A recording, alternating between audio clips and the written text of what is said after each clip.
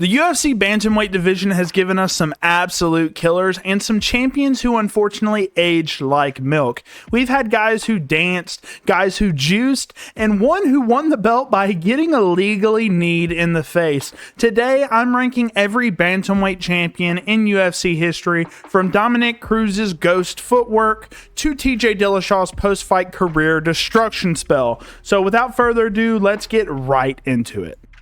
Kicking things off at number 9, we've got Cody Garbrandt, aka the guy who touched greatness for 5 rounds and then never found it again. In 2016, he put on a clinic against Dominick Cruz. He had some fast hands, clean movement, and he was taunting him mid-fight. He was making Cruz look like an absolute clown. It was one of the slickest performances in UFC title fight history, and then it all went downhill after that. He never defended the belt, and his first title defense was against TJ Dillashaw, who hit him with a right hand that pretty much deleted his confidence and possibly his soul. And the rematch was basically the same story, just a slightly different knockout. And that's when we first started to see it.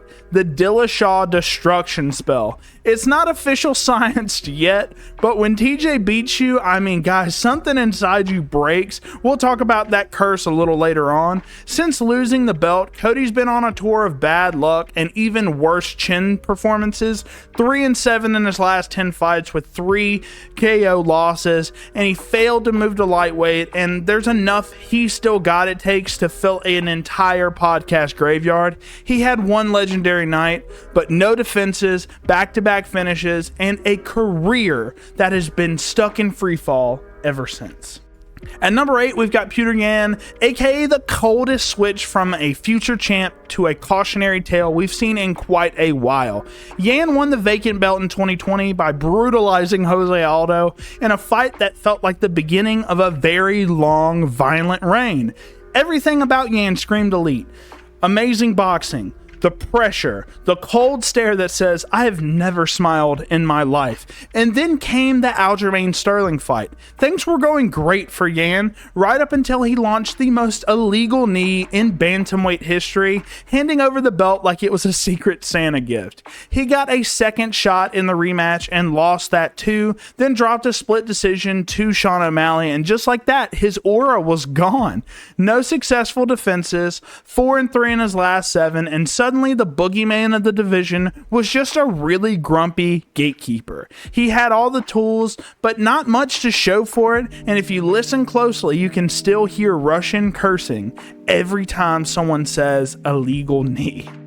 At number 7 is the Triple C himself, Henry Cejudo. He's an Olympic gold medalist, a flyweight savior, but at bantamweight, he only made a little cameo. He won the vacant bantamweight title by surviving a rough first round against Marlon Moraes, who, to be fair, came into that fight looking like a monster and then just disappeared from the sport entirely after he got brutally finished time after time after time. Cejudo only defended his belt once against a 35-year-old Dominick Cruz, coming off a 3-year layoff, and then immediately retired to become a full-time cringe content creator. His return in 2023, it was a split decision loss to Aljamain Sterling that had more clinch stalling than a regional wrestling meet. Look, Cejudo's skills are elite, no doubt, but at bantamweight, he beat an aging legend and a guy who fell off a cliff afterwards, then peaced out before facing any real contenders. His reign was more like a guest appearance. He showed up, grabbed a belt, and then plugged his YouTube channel, and that was it. At number 6, it's Sugar Sean O'Malley. He had the star power, the highlight reel finishes, the rainbow cornrows, and for a minute it looked like the UFC had their Conor McGregor of the 135-pound division. He knocked out Aljo to win the belt. He avenged the Chito Vera loss to defend it, and then he ran headfirst into the little Georgian menace Merab Dvalishvili. In their first fight, Merab ragdolled him like Sean had a takedown defense DLC that he forgot to download, but O'Malley wanted the rematch, and in the second go-round, Merab ran him down, dumped him on the mat repeatedly, and eventually choked him out in round 3 like he was late for dinner. One title defense, 2 huge moments, but once the pressure hit, so did the takedowns. Sugar's reign was sweet but short. Flashy finishes and big talk don't always translate to longevity, especially when Merab's cardio turns you into a grappling dummy. At number 5, it's Renan Barão, the poster child for how fast the game can pass you by. Before he lost the belt, Barão looked unbeatable. He was riding a 30-plus fight win streak, body kicking his way through everyone in the division, and Dana was literally calling him one of the pound-for-pound best. He defended an interim title a couple times, officially got promoted to the undisputed champ, then absolutely folded Uriah Faber like laundry in their rematch. And then TJ Dillashaw happened. Barão didn't just lose his belt, he got picked apart, outclassed, and sent down a path so dark it might qualify as a missing persons case. After that, he went 1-8, lost all his speed, and became a name people only brought up when talking about fall-offs. Peak Barão was a problem, but once the Dillashaw Destruction Spell hit, it was like the controller completely disconnected, a terrifying reign followed by a tragic collapse. Coming in at number 4, it's TJ Dillashaw, aka the architect of the Dillashaw Destruction Spell. Love him or hate him, and let's be honest, it's mostly hate, guys. The guy was a killer in the cage. He stole the belt from Barão in one of the biggest upsets in UFC title history, then defended it twice before losing a close fight to Cruz. Then he comes back, knocks out Cody Garbrandt twice devastatingly, and kicks off a pattern. If TJ beats you, your career probably went straight to voicemail. Look at Barão, Garbrandt, Lineker. Careers fall apart like TJ's shoulder in the Aljo fight. Of course, it wasn't all clean. We found out in 2019 that TJ had been juiced to the gills with EPO the entire time, which, to be fair, did explain that cardio. After a 2-year suspension, he returned, beat Corey Sandhagen in a fight held together with duct tape and a prayer, then cashed in a title shot against Aljo while rocking one shoulder and a bag of excuses. Look, TJ was insanely talented, but the PED stain is permanent, and that return fight was full-on Mr. Potato Head. Great resume, great skills, but questionable at everything else. At number 3, it's Merab Dvalishvili, the cardio demon, takedown merchant, and now fully operational UFC champion. Merab won the belt by smothering Sean O'Malley over 5 relentless rounds, and it looked like Sean was trying to fight inside a spinning dryer, and Merab was just on the outside pressing the buttons. Then he took on Umar Nurmagomedov, the undefeated Dagestani boogeyman that nobody wanted to smoke with. And what did Merab do? He walked him down, stuffed his takedowns, and turned the guy with the scariest last name in MMA into just another W for his resume. But he wasn't done. In the rematch with O'Malley, Merab kicked it into overdrive. He ran him down, dragged him to the mat and again, and then finally finished the job in round 3 with a choke so deep his wife felt it. And at this point, I think it's safe to say that we're witnessing the rise of a Georgian Hulk. Umar hasn't been seen since, O'Malley's title reign is a distant memory, and no one in the division is lining up to deal with this pressure. Merab doesn't need trash talk, his fights are the insult, he just keeps getting better and better, and he's a machine built for takedowns and misery, and I feel like he's just getting started. At number 2, it's Aljamain Sterling, and before you start typing, yes, he won the belt by getting kneed in the face, but hear me out.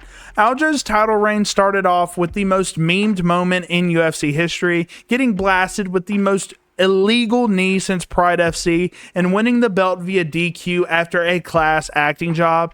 The internet never let him live it down, but here's what people forget. After that, the guy kind of backed it up. He came back and beat Petr Yan fair and square in the rematch. He backpacked him like a hiking trip and survived the late rounds. Then he steamrolled a half-shoulder TJ Dillashaw. Yes, the arm was made of pudding, but that's not Aljo's fault.